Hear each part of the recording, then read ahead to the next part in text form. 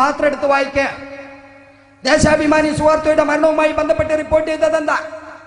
ദേശാഭിമാനി പറയുന്നു, 8 ലക്ഷത്തോളം വരുന്ന കമ്മ്യൂണിസ്റ്റുകാരെ ഇന്തോനേഷ്യയുടെ മണ്ണിൽ ക്രൂരമായി വെടിവെച്ചു കൊന്ന ക്രൂരനായ വർഗീയവാദിയായ ഭരണാധികാരിയായിരുന്നു സുഹാർത്തോ എന്ന്.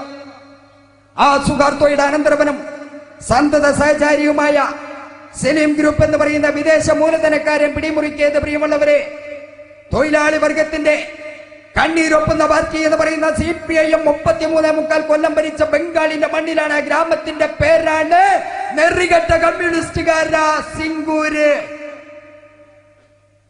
അപ്പോ ഇന്ത്യയിലെയും വിദേശത്തെയും മൂലധനം നിങ്ങൾക്ക് ഇപ്പോ സ്വീകാര്യമാണ്. ഇന്ന് പറഞ്ഞത് കമ്മ്യൂണിസ്റ്റുകാരന് ഇതാ എമർജിംഗ് കേരള പറ്റൂല. ഇന്ന് പറഞ്ഞത് ഏതാ നിങ്ങൾ പറ്റൂന്ന് പറഞ്ഞത്?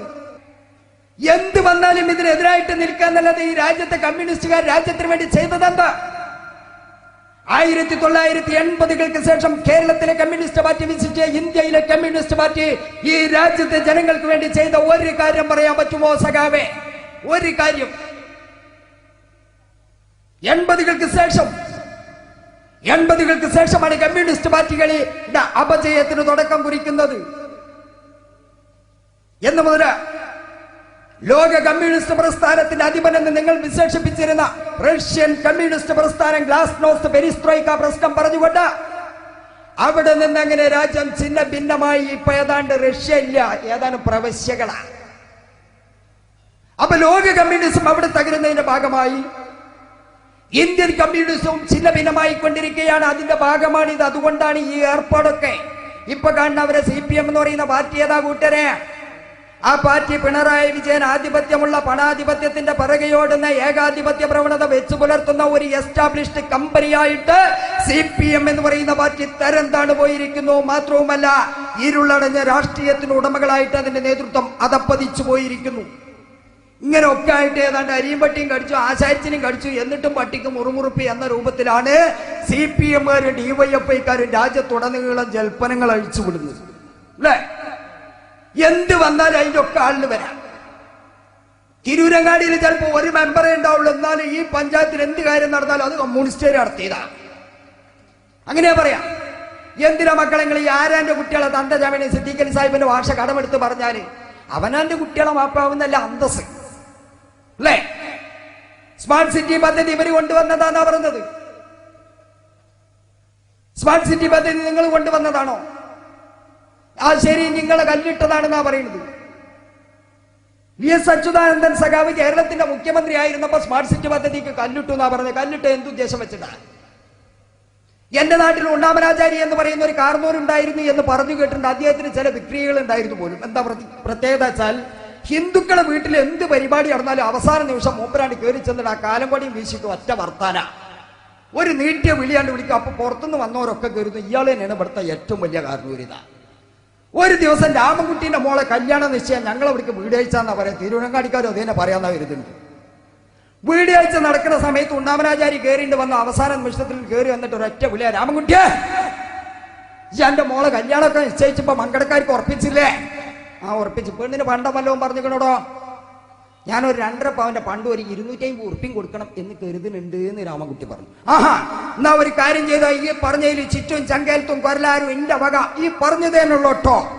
ഒരു 40 വയസ്സിന് മേലുള്ള ആളുകൾക്ക് ആ ആഭരണത്തിന്റെ പേര് അറിയും. ചുറ്റും ചങ്കേലത്തും കൊരലാരും എന്റെ വക ഈ പറഞ്ഞതേനുള്ളോട്ടോ. ഉണ്ണാമനാചാരി പോയി. കല്യാണ ദിവസം വന്നു.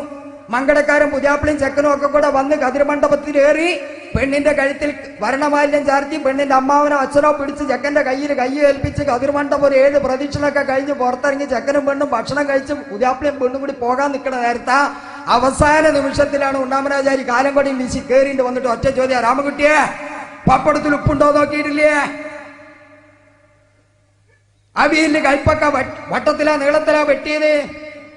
തെങ്ങിന്റെ ഓരം ചാരി നിൽക്കണ രാമൻകുട്ടി പറയും അതൊക്കെ ഏതാണ്ട് ഞാൻ ഒത്തൊപ്പിച്ച് പോയിട്ടുണ്ട്. പിന്നെന്താ എന്റെ പ്രശ്നം?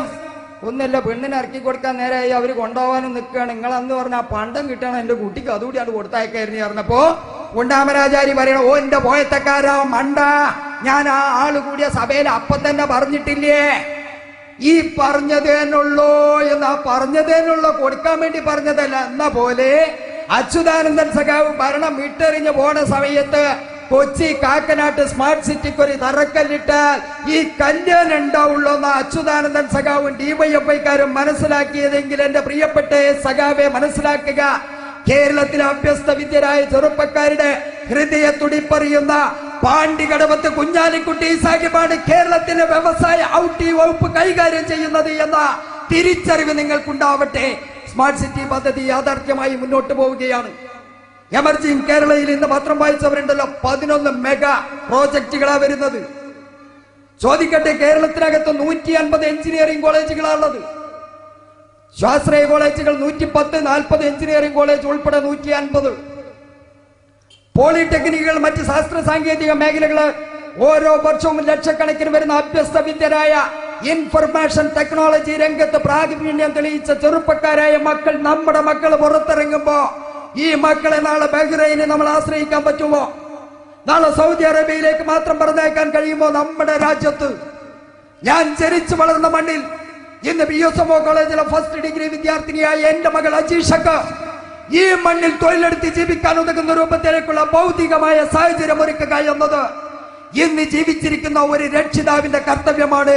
അതിന്റെ രാഷ്ട്രീയമില്ല, ജാതിയില്ല, മതങ്ങളില്ല. ഈ വ്യക്തമായ കാഴ്ചപ്പാട് വെച്ചുകൊണ്ടാണ് ഐക്യ ജനാധിപത്യ മുന്നണി ഗവൺമെന്റ് മുന്നോട്ട് കുതിച്ചുകൊണ്ടിരിക്കുന്നത്. ആ ഗവൺമെന്റിനെതിരെ ശബ്ദമുയർത്താതെ കേരളത്തിലെ പ്രതിപക്ഷം ഈ രാജ്യത്തെ ജനങ്ങളോട്, ഈ രാജ്യത്ത് സ്നേഹിക്കുന്നുവെങ്കിൽ ഈ 5 വർഷക്കാലം നിങ്ങളൊന്ന് മിണ്ടാതിരുന്നാൽ ഈ രാജ്യം രക്ഷപ്പെടും എന്റെ പൊന്നുമക്കളെ എന്നാണ് ഒരു പട്ടികജാതിക്കാരൻ എന്നുള്ള നിലയിൽ എനിക്ക് നിങ്ങളോട് അഭ്യർത്ഥിക്കാനുള്ളത്. ഒന്നും മിണ്ടാതിരുന്നാൽ നമ്മുടെ കുട്ടികൾ രക്ഷപ്പെടണം. നിങ്ങളെ സംബന്ധിച്ചിടത്തോളം രാജ്യത്തിന്റെ താല്പര്യമില്ല. കമ്മ്യൂണിസ്റ്റുകാരനെ സംബന്ധിച്ചിടത്തോളം വിദ്യാസമ്പന്നരുണ്ടാവാൻ പാടില്ല, തൊഴിലെടുക്കുന്നവരുണ്ടാവാൻ പാടില്ല. അവരുടെ കാഴ്ചപ്പാടെന്താ? എന്നും പിടിച്ചടാ രാമാവടി, നടന്നട അയമുട്ടാപ്പിയുടെ പിന്നാലെ എന്ന് പറഞ്ഞിങ്ങനെ കൊണ്ടടക്കുന്ന ഒരു സമൂഹം വേണം. മറിച്ച് നമുക്ക് അങ്ങനെ പോരാ അല്ലേ? ഇവിടെ ചില ആളുകളുണ്ട്, പട്ടികജാതിക്കാരെ എന്റെ ബന്ധുക്കളെ കണ്ടാ ചോദിക്കും, എന്താണോ എനിക്ക് ലീഗ് എന്ന്. എന്റെ സുഹൃത്തുക്കളോട് എനിക്കൊരു കാര്യം പറയാനുള്ളത്, ഈ രാജ്യത്തെ പട്ടികജാതിക്കാരന് അവന് ഉയരങ്ങളിലേക്ക് കടന്നു ചെല്ലുന്നതിന് വലിയ പങ്ക് വഹിച്ച ഏക രാഷ്ട്രീയ പ്രസ്ഥാനം എന്ന് പറയുന്നത് അത് കൊടപ്പനക്കൽ തറവാട്ടിലെ തങ്ങന്മാർ നേതൃത്വം നൽകുന്ന ലീഗ. എന്തുകൊണ്ട്? ഈ രാജ്യത്തെ പട്ടികജാതി പട്ടികവർഗ വിദ്യാർത്ഥികൾക്ക് സ്കോളർഷിപ്പ് കേരളത്തിന്റെ മണ്ണിൽ ആദ്യമായി കൊണ്ടുവന്നത് അത്തോളിയുടെ മുത്ത് മകാനായ CH മുഹമ്മദ് വയ സാഹിബാണ്. അല്ലാതെ നായനാര ഗവൺമെന്റ് അല്ല, EMSന്റെ ഗവൺമെന്റ് അല്ല. ഈ രാജ്യത്തെ പിന്നോക്ക ജനവിഭാഗങ്ങൾക്ക് സ്കോളർഷിപ്പും സ്റ്റൈപ്പൻഡും കൊണ്ടുവന്നത് ഇന്ത്യൻ യൂണിയൻ മുസ്ലിം ലീഗിന്റെ പങ്കാളിത്തമുള്ള ഗവൺമെന്റാണ്. ഇന്ത്യൻ യൂണിയൻ മുസ്ലിം ലീഗ് കേരളത്തിലെ ഭരണ പങ്കാളിത്തത്തിൽ വന്ന സമയത്ത് കൊണ്ടുവന്ന വിദ്യാഭ്യാസ സൗകര്യങ്ങളും പരിഷ്കാരങ്ങളുമാണ് ഇന്ന് എന്ത് ചെയ്തടോ എന്ന് ചോദിക്കുന്നവര് ഈ പ്ലാറ്റ്ഫോം ഉണ്ടാക്കി കൊടുത്തത് എന്ന് തിരിച്ചറിയണം. ഒരു ഗവൺമെന്റ് പരാജയപ്പെട്ട പണിയാ ലീഗ് ഏറ്റെടുത്തത്. മകാനായ തങ്ങൾക്ക് വേണ്ടിയിട്ട് ഈ മലപ്പുറത്തിന്റെ മണ്ണിലല്ല, കേരളത്തിൽ എന്നല്ല, ഇന്ത്യയിൽ എന്നല്ല, ലോകത്തെവിടെ വേണമെങ്കിലും കോടാനുകോടി രൂപ മുടക്കി നല്ല ഭവനങ്ങൾ പണിയാൻ സാധിക്കും. പക്ഷേ ഇന്ത്യൻ യൂണിയൻ മുസ്ലിം ലീഗ് പാർട്ടി നേതൃത്വം പറഞ്ഞത് എന്താ? ബഹുമാന്യനായ തങ്ങൾ ജീവിച്ചിരിക്കേണ്ടത് മനുഷ്യ മനസ്സുകളിലാണ്. അതുകൊണ്ട് നിരാലംബരും ആളുകൾക്ക് അന്തിയുറങ്ങാൻ കൂരയില്ലാത്തവർക്ക് ബഹുമാന്യനായ തങ്ങളുടെ നാമധേയത്തിൽ ഒരു ബൈത്തുർ റഹ്മാൻ നിർമ്മിച്ചു നൽകാൻ ജില്ലാ കമ്മിറ്റി തീരുമാനമെടുത്തപ്പോ 151 പണി നടക്കേണ്ടത് 313 നേതാക്കൾ പറഞ്ഞത്. 313 കണക്കൊന്നും ഞാൻ നിങ്ങളോട് പറയുന്നില്ല. അമ്പിയ മുർസലിങ്ങളുടെ കണക്കാ നിങ്ങൾക്ക് അറിയാം അല്ലേ? ഒരു ഗവൺമെന്റ് പരാജയപ്പെട്ടു. ഇടതുപക്ഷ ജനാധിപത്യ മുന്നണി ഗവൺമെന്റ് EMS ഭവന പദ്ധതി പറഞ്ഞ് ആ തറട്ടോടുത്ത് കിടക്കല്ലാതെ ഇന്ന് വരെ ഏതെങ്കിലും ആ വീട് പൂർത്തീകരിക്കപ്പെട്ടിട്ടുണ്ടോ കൂട്ടരെ? പിന്നെ ലീഗിന്റെ പുറത്ത് കയറിയിട്ട് വല്ല കാര്യമുണ്ടോ? പിന്നെ ഞങ്ങൾ ലീഗിന്റെ ഒപ്പം നിൽക്കണം. ഞങ്ങൾ പിന്നെ ആരൊപ്പം നിൽക്കണം? നിങ്ങളൊപ്പം നിൽക്കണം. ലീഗ് എന്താ ചെയ്തത്? ഈ കഴിഞ്ഞ പഞ്ചായത്ത് തെരഞ്ഞെടുപ്പിൽ കേരളത്തില് മുസ്ലിം ലീഗ് പാർട്ടി മത്സരിച്ച 2800 സീറ്റിലാണ്, ത്രിതല പഞ്ചായത്തുകളിലായിട്ട്. അതിന് 2218 ആളുകൾ ജയിച്ചു വരിക. സയ്യിദ് ഹൈദരലി ശിഹാബ് തങ്ങൾ വിളിച്ചിട്ട് പറയാണ്, ഈ 2200ഓളം വരുന്ന ജനപ്രതിനിധികള് നമ്മളെ തിരൂരങ്ങാടി ഹൈസ്കൂളിന്റെ ഗ്രൗണ്ടിൽ അല്ലെങ്കിൽ ചമ്മാട്ട മാനിപ്പാടത്തൊന്ന് നിരന്ന് വന്ന് നിൽക്കണം എന്ന് പറഞ്ഞാൽ ആ മെമ്പർമാർ മുഴുവൻ നിരന്ന് വന്ന് നിൽക്കാന്ന് കരുതുക. ആ നിൽക്കുന്ന കൂട്ടത്തിൽ 269 പേർ പട്ടികജാതി പട്ടികവർഗക്കാരാണ് കൂട്ടരെ. ലീഗ് ഭരണാധികാരികളെ സൃഷ്ടിക്കുകയാണ്. അതിൽ 32 പേർ റിസർവേഷന്റെ ആനുകൂല്യം പറ്റിയവരല്ല. ജനറൽ സീറ്റിലാണ് അവർ മത്സരിച്ച് ജയിച്ചത്. കോട്ടയം ഈരാറ്റുപേട്ട 6ാം വാർഡിനകത്ത് മത്സരിച്ച് ജയിച്ചത് ഈഴവൻ എന്ന് പറയുന്ന ഒരു ഈഴവനായ ഒരു സഹോദരനാണ്. കോണി ചിഹ്നത്തിൽ. അവിടുത്തെ തണ്ടാന്മാർ പട്ടികജാതിക്കാരാണ്. ഇവിടെ ഈഴവൻ എന്ന് പറയുന്ന അവിടെ തണ്ടാന. അങ്ങനെ ലീഗ് ഭരണാധികാരികളെ സൃഷ്ടിക്കാൻ ഞാൻ ചോദിക്കട്ടെ, അവിടെ മതേതരത്വം പ്രസംഗിക്കുന്ന മതേതര പാർട്ടികൾ എന്ന് പറയുന്ന പാർട്ടിക്കാരെ നിങ്ങളൊന്ന് വിശകലനം ചെയ്യുക. പുറത്തല്ല നിങ്ങളെ പാർട്ടിക്കുള്ളില്. കേരളത്തിനകത്ത് 1000 ഗ്രാമപഞ്ചായത്തുകളെടുത്ത് പരിശോധിച്ചിട്ട് CPIM എന്ന് പറയുന്ന പാർട്ടിക്ക് 1000 ഗ്രാമപഞ്ചായത്തുകളിലായിട്ട് 150 ലോക്കൽ കമ്മിറ്റി മെമ്പർമാരെ കാണിച്ചു തരാൻ പറ്റുമോ പട്ടികജാതിക്കാരെ? പിന്നെ ഞങ്ങൾ ആരോടൊപ്പം നിൽക്കണം? ഭരണാധികാരികളെ സൃഷ്ടിക്കുക. അങ്ങനെ സമസ്ത മേഖലകളിലും ജനങ്ങളുടെ ഹൃദയത്തുടിപ്പറിഞ്ഞ് മുന്നോട്ട് പോകുക. എല്ലാവരും എതിർക്കുക ലീഗിനെതിരായിട്ടും. മഹാനായ മർഹൂം CH മുഹമ്മദ് കോയ സാഹിബ് 1981 എന്റെ തൊട്ടടുത്ത പഞ്ചായത്ത് എടരിക്കോട് പഞ്ചായത്തിലെ മഹാനായ മർഹൂം പൂഴിക്കൽ ഇബ്രാഹിം ഹാജി അധ്യക്ഷത വഹിച്ചൊരു യോഗത്തിൽ വെച്ച് പ്രസംഗിച്ചൊരു വാക്ക് ഞാൻ നേരിട്ട് കേട്ടിട്ടുണ്ട്. അദ്ദേഹം അന്ന് പറഞ്ഞത്, മക്കളെ, കല്ല്, കരട്, കാഞ്ഞീര്, കുറ്റി മുതൽ മുള്ളുമുരട്, മൂർഖൻ, പാമ്പ് വരെ നമുക്കെതിരാണ്. പക്ഷേ നമുക്ക് കൈത്താങ്ങായി നമ്മുടെ കൈ മാത്രമേ ഉള്ളൂ. എന്റെ യൂത്ത് ലീഗിന്റെ കുട്ടികളോട് എനിക്ക് പറയാനുള്ളത്, ഇന്ത്യൻ യൂണിയൻ മുസ്ലിം ലീഗിന് അന്നും ഇന്നും എന്നും ലീഗ് മാത്രമേ ഉണ്ടായിരിക്കുകയുള്ളൂ. അപ്പുറത്ത് വരുന്നതും പോകും. പക്ഷേ ഈ ലീഗിന്റെ മുഖമുദ്ര എന്ന് പറയുന്നത് ജീവകാരുണ്യ പ്രവർത്തനമാണ്. ആ ജീവകാരുണ്യ പ്രവർത്തനമാണ് രാഷ്ട്രീയ പ്രവർത്തനം എന്ന് മനസ്സിലാക്കിയ ഈ പ്രസ്ഥാനത്തിലേക്ക് ഈ ഭാഗത്ത് നിന്നും കുറെ ആളുകൾ കടന്നു വരാൻ തയ്യാറായി എന്ന് കേട്ടതിൽ ഞങ്ങളെ പോലെയുള്ളവർ സന്തോഷിക്കുകയാണ്. എന്റെ പ്രിയമുള്ളവരെ, യാതൊരു തർക്കവും വേണ്ട.